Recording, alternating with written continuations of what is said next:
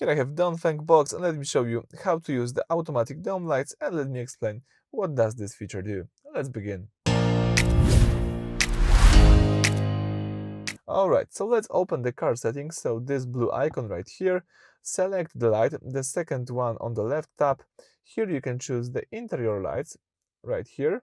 And as you can see, you can scroll down here to use the automatic dome light. And you can use this toggle to enable or disable this feature. And I highly recommend to have this feature enabled. The interior overhead lights will automatically turn on when you open a door or unlock the car. They will fade out once the doors are closed or the car starts.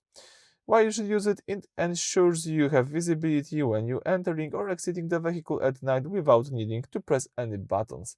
So I highly recommend to have this feature enabled.